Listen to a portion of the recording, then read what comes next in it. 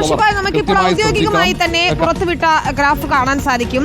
നിലവിൽ MSC Elsa കപ്പൽ കിടക്കുന്ന പൊസിഷൻ വെച്ചുകൊണ്ട് കാറ്റിന്റെ ദിശ ഉൾപ്പെടെ പരിശോധിച്ചുകൊണ്ട് കണ്ടെയ്നറുകൾ എവിടേക്കൊക്കെ നീങ്ങാം എന്നത് സംബന്ധിച്ചുള്ള ചില സൂചനകളാണ് തരുന്നത്. അതിൽ കാറ്റിന്റെ ഗതി അനുസരിച്ച് നമുക്ക് ഏറ്റവും കൂടുതൽ സാധ്യതയുള്ളതാണ് മാർക്ക് ചെയ്തിരിക്കുന്നത്. തൃശ്ശൂർ, കൊച്ചി, ആലപ്പുഴ ഈ മൂന്നിടങ്ങളിലെ തീരപ്രദേശങ്ങളിലാണ് ജാഗ്രത നിർദ്ദേശം നൽകിയിരിക്കുന്നത്. അതായത് അത് കൃത്യമായി തന്നെ ഈ കണ്ടെയ്നറുകൾ ഒഴുകിയെത്താൻ, കണ്ടെയ്നറിലുള്ള കണ്ടന്റ് ഒഴുകിയെത്താൻ സാധ്യതയുള്ളതാണ് റെഡ് മാർക്ക് ചെയ്തിരിക്കുന്നത്.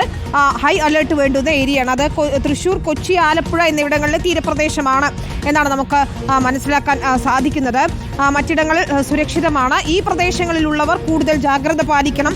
ഒരുപക്ഷെ വടക്കൻ മേഖലകളിലേക്കും അത് ഒഴുകിയെത്തിയേക്കാം എന്നുള്ള നമുക്ക് സംശയം കൂടിയുണ്ട്. പക്ഷേ ഈ മേഖലകളിൽ തൃശ്ശൂർ, കൊച്ചി, ആലപ്പുഴ തീരങ്ങളിൽ പ്രത്യേക ജാഗ്രത വേണം എന്നത് തന്നെയാണ് ഏറ്റവും ഒടുവിലായി നമുക്ക് ലഭിക്കുന്ന നിർദ്ദേശങ്ങളും.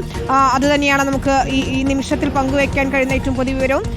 MSC എൽസ 3 എന്ന കപ്പലിൻ്റെ പൊസിഷൻ അനുസരിച്ചുകൊണ്ട്, നിലവിലുള്ള പൊസിഷൻ അനുസരിച്ച് അത് കണ്ടെയ്നർ അടങ്ങിയ ആ കപ്പൽ ചെരിഞ്ഞിരിക്കുന്ന അല്ലെങ്കിൽ മറഞ്ഞു നിൽക്കുന്ന അവസ്ഥയും വെച്ചുകൊണ്ടുള്ള ഒരു ഗ്രാഫാണ് ഇത് എന്ന് മനസ്സിലാക്കുന്നു. പ്രത്യേകം ശ്രദ്ധിക്കുക, തൃശ്ശൂർ, എറണാകുളം, ആലപ്പുഴ ഈ 3 ജില്ലകളുടെ തീരപ്രദേശങ്ങളിൽ ജാഗ്രത വേണം. അവിടങ്ങളിലേക്ക് ഇതിലുള്ള പെട്ടികളായാലും മറ്റ് കണ്ടെയ്നറിലുള്ള വസ്തുക്കളായാലും ഒഴുകിയെത്താനുള്ള സാധ്യതയുണ്ട് എന്ന് തന്നെയാണ് മനസ്സിലാക്കാൻ കഴിയുന്നത്. ഏതെങ്കിലും തരത്തിൽ ഇത്തരം വസ്തുക്കൾ ശ്രദ്ധയിൽപ്പെട്ടാൽ 112 ആ നമ്പർ ശ്രദ്ധിക്കൂ. 112 എന്ന നമ്പറിൽ അറിയിക്കുക, അല്ലെങ്കിൽ തൊട്ടടുത്ത പോലീസ് സ്റ്റേഷനിൽ വിവരം അറിയിക്കുക എന്നാണ് ഏറ്റവും ഒടുവിലായി ലേബി സജീന്ദ്രൻ പങ്കുവയ്ക്കുന്ന വിവരം അനുസരിച്ച്. ഈ കപ്പലിൻ്റെ ചരക്ക് കപ്പലിൻ്റെ ക്യാപ്റ്റൻ റഷ്യക്കാരനാണ്. ഒപ്പം ഫിലിപ്പൈൻസിൽ നിന്നുള്ള 20 പേരാണ് ക്രൂവിലുണ്ടായിരുന്നത്. ഒപ്പം യുക്രൈനിൽ നിന്നുള്ള 2 പേരുണ്ട്, ജോർജിയയിൽ നിന്നുള്ള ഒരാളുമുണ്ട്. ഇന്ത്യക്കാരും ഇല്ല എന്നതാണ്, അല്ലെങ്കിൽ നമുക്ക് ഏറ്റവും ഒടുവിൽ ലഭിക്കുന്ന വിവരമനുസരിച്ച് ഇന്ത്യക്കാരും ഈ കപ്പലിലില്ല എന്നതാണ് മനസ്സിലാക്കാൻ കഴിയുന്നത്. ഒരു സ്വിസ് കപ്പലാണ് MSC എൽസ 3 എന്ന് പറയുന്നത്. പക്ഷേ അത് ലൈബീരിയൻ ഫ്ലാഗിലാണ് ഇപ്പോൾ സഞ്ചരിച്ചിരുന്നത്. വിഴിഞ്ഞത്ത് നിന്നാണ് ഇത് കൊച്ചിയിലേക്ക് വന്നത്. വിഴിഞ്ഞത്തേക്ക് എവിടെ നിന്നാണ് എത്തിയത് ഈ കണ്ടെയ്നറുകളുമായി എന്നുകൂടി നമുക്ക് വ്യക്തത വരേണ്ടതുണ്ട്. നേരത്തെ തുറമുഖ മന്ത്രി VN വാസവൻ റിപ്പോർട്ടറിനോട് സംസാരിച്ചപ്പോഴും അദ്ദേഹം അത് സ്ഥിരീകരിക്കുകയുണ്ടായി. ഇനി ഇതിൻ്റെ കണ്ടന്റ് എന്താണ്, ഈ കണ്ടെയ്നറുകൾ എന്താണെന്നത് കൂടി വ്യക്തത വരണം. ഏറ്റവും പ്രധാനപ്പെട്ട കാര്യം ഇതിൻ്റെ ഇന്ധന ചോർച്ചയുണ്ടായിട്ടുണ്ടെന്നുള്ളതാണ്. സൾഫർ അടങ്ങിയ ഇന്ധനം അത് ചോർന്നിട്ടുണ്ട്. അതുകൊണ്ട് തന്നെ കടലിലെ ജീവജാലങ്ങൾ ഇത് ഏത് രീതിയിൽ ബാധിക്കുമെന്നൊക്കെ അറിയണം. ഏതായാലും ദുരന്ത നിവാരണ അതോറിറ്റിയും കോസ്റ്റ് ഗാർഡും നേവിയും നൽകുന്ന ഏറ്റവും പുതിയ വിവരങ്ങൾ അനുസരിച്ച് എന്തെങ്കിലും വസ്തുക്കൾ ഇത്തരത്തിൽ കരയിൽ വന്നത് ശ്രദ്ധയിൽപ്പെട്ടാൽ ഉടൻ തന്നെ വിവരം അറിയിക്കണമെന്നതാണ്. ഏറ്റവും ഒടുവിലായി സജോ 21 പേരെ രക്ഷിച്ചിട്ടുണ്ട്. ഇന്ത്യക്കാരും ഈ ജീവനക്കാരിൽ ഉൾപ്പെട്ടിട്ടില്ല എന്നതുകൂടിയാണ് നമ്മൾ മനസ്സിലാക്കുന്നത്, അല്ലേ? വിനീത, ഈ ചരക്ക് കപ്പലിന്റെ ക്രൂ ലിസ്റ്റ് നമുക്ക് ലഭ്യമായിട്ടുണ്ട്. അതിൽ കപ്പലിന്റെ ക്യാപ്റ്റൻ റഷ്യൻ പൗരനാണ്.